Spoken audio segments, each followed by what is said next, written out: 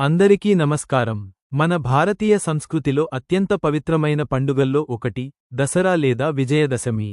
ఈ రోజు ఎందుకు ముఖ్యమంటే ఇది రెండు గొప్ప విజయాలను సూచిస్తుంది. ఒకటి శ్రీరాముడు రావణుడిపై సాధించిన విజయం. మరొకటి దుర్గాదేవి మహిషాసురుడిని సంహరించిన ఘనత. ఈ రెండు కథలు మనకు ఒకే బోధను ఇస్తాయి: ఎప్పటికీ ధర్మం గెలుస్తుంది, అధర్మం ఓడిపోతుంది. ప్రతి సంవత్సరం రావణుడి బొమ్మ దహనం చేసే సంప్రదాయం మనకు ఒక గొప్ప పాఠం చెబుతుంది. మనలోని చెడు గుణాలు, కోపం, లోభం, మోసం, అసూయ ఇవన్నీ కూడా రావణుడి తలల్లాంటివే. అవి కూడా మనం దహనం చేయాలి. దసరా మనకు కొత్త ఆరంభాన్ని సూచిస్తుంది. మన జీవితాల్లో సత్యం, ధైర్యం, ప్రేమ, కరుణ, ఐక్యతను నింపాలని ఈ పండుగ మనకు గుర్తు చేస్తుంది.